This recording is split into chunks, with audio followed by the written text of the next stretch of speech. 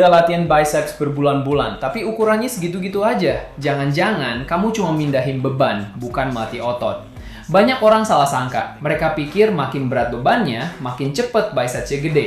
Padahal di mesin ini, teknik yang salah justru bikin latihanmu sia-sia atau malah bikin cedera siku. Di video hari ini, kita bakal bedah tuntas cara pakai Preacher Curl Machine yang benar, kesalahan fatal yang sering bikin biceps mampet, dan gimana cara ngaturnya biar otot biceps kamu dapet stimulasi maksimal. Pastikan tonton sampai habis, karena di akhir ada tips kombinasi set yang bikin lengan kamu langsung ngepa maksimal.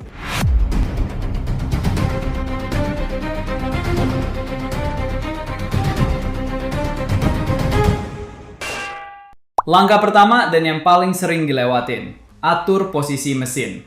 Ingat, mesin itu harus nyesuaiin tubuh kamu, bukan tubuh kamu yang maksa nyesuaiin mesin. Atur tinggi jok. Caranya, pastiin lengan atas kamu menempel penuh dan nyaman pada bantalan. Ketiak kamu harus bener-bener nge-lock di bagian ujung atas pan. Jangan menggantung.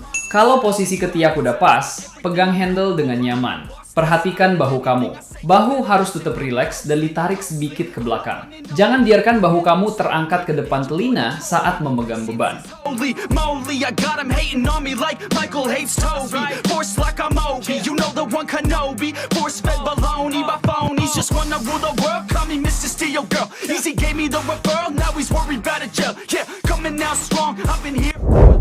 Sekarang, masuk ke eksekusinya. Ini dia cara melakukan curl yang benar-benar mengisolasi biceps. Mulai dengan menekuk siku dan tarik handle ke atas. Fokus utamanya adalah jaga lengan atas kamu tetap menempel total pada pad. Jangan biarkan siku kamu bergeser atau keangkat. Di posisi paling atas, jangan langsung diturunin. Tahan sepersekian detik, lalu remas atau kontraksikan biceps kamu kuat-kuat. Rasakan mind muscle connection-nya. Nah, ini bagian paling krusial, fase negatifnya. Turunkan kembali beban secara perlahan. Jangan dijatuhin begitu aja karena gravitasi. Kontrol setiap repetisi seolah-olah kamu lagi nahan beban itu di setiap incinya.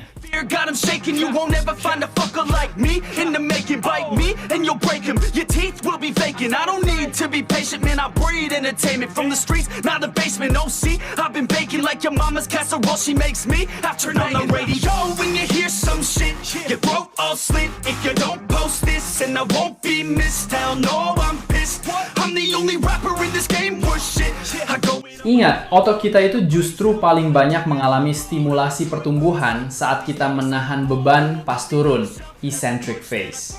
Jadi kalau kamu turuninnya buru-buru, kamu kehilangan 50% dari potensi hasil latihanmu.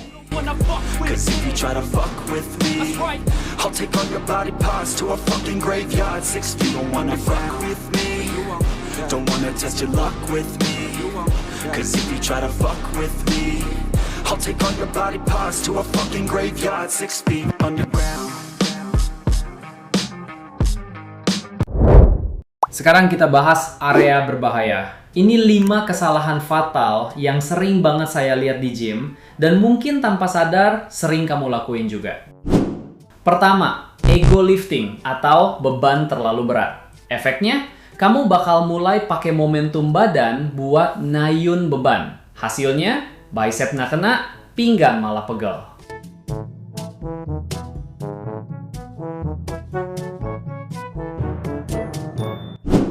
Kedua, mengayunkan badan. Banyak orang saat bebannya terlalu berat, mereka mulai memaksakan gerakan dengan cara menghentakkan punggung atau pinggang ke belakang. Padahal esensi pakai mesin ini adalah mengisolasi lengan. Kalau badanmu ikut mengayun, beban latihan malah pindah ke tulang belakang, bukan ke biceps kamu lagi.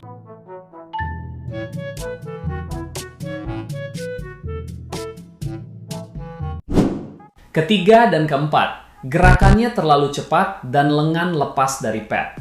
Gerakan cepat bikin otot gak dapet time under tension. Dan kalau lengan lepas dari pad, fungsi utama mesin ini buat mengisolasi biceps langsung hilang total. Nah, yang kelima ini yang paling penting. Memaksa gerakan ketika siku terasa tidak nyaman atau nyeri tajam. Teman-teman, dengerin ini baik-baik. Preacher curl itu memberikan tekanan mekanis yang sangat besar pada tendon bicep bagian bawah dekat siku. Kita ke gym ini tujuannya untuk sehat dan membangun tubuh, bukan untuk merusaknya. Otot yang robek atau cedera sendi bisa bikin kamu absen latihan berbulan-bulan. Jangan korbankan kesehatan jangka panjang kamu cuma demi validasi atau pengen kelihatan keren di depan orang lain di gym. Kalau kerasa nyeri sendi, stop. Turunin bebannya, perbaiki teknikmu. Ego kita harus ditaruh di luar pintu gym. I'm just coming with the rawness. I gotta admit that I'm usually modest, but I'll work hard for my shit. I'll do the work, yeah, I'll do it till it hurts. I'll invest in my future, I'll invest in the purse. I wanna be so rich, life. Terus, gimana cara masukin latihan ini ke jadwal latihan kita? Berapa set dan repetisinya? Rekomendasi terbaik saya adalah lakukan 3 set dengan rentang 8-15 repetisi. Kenapa rentangnya agak lebar? Karena fokus kita di sini adalah hipertrofi dan kualitas kontraksi. Pilih beban yang bikin kamu failure atau capek di rentang itu dengan teknik yang tetap rapi. Kalau kamu sudah bisa mencapai 15 repetisi dengan kontrol yang sempurna di semua set, baru naikkan beban sedikit di sesi latihan berikutnya. Itu namanya progressive overload. Honest, I'm gonna launch quick, then I'm gone. It's just a matter of time before I'm over the climb and moving under my prime. Just quit my 9 to 5, I'm rocking. They watching. Mungkin ada yang nanya, Bang, kenapa nggak pakai dumbbell atau barbell biasa aja? Pertama, gerakan di mesin ini jauh lebih stabil karena jalurnya sudah diatur oleh mesin. Kedua, mesin ini membatasi bantuan dari anggota tubuh lain secara total. Kamu nggak bisa bohong pakai momentum badan. Ini bikin kamu super mudah buat fokus ke mind-muscle connection biceps. Makanya, latihan ini sangat cocok ditaruh di pertengahan atau akhir sesi latihan sebagai gerakan aksesori atau finisher buat ngabisin otot biceps kamu. I never give up. I got this, man, I got it. I will not quit, I'm on it. Never rock it. Got the block lit, I'm toxic. Spitting logic, make them nauseous. Honest, can I stop this? Never cautious, drop it. I'm the hardest. Knock, knock, bitch, watch it. I'm the fucking king of rock, bitch. Tapi ingat ya teman-teman, biceps yang besar dan tebal itu bukan hasil dari satu mesin ajaib aja. Rahasia aslinya adalah kombinasi dari teknik yang benar, progressive overload yang konsisten, nutrisi protein yang cukup, recovery atau tidur yang berkualitas, dan tentunya konsistensi.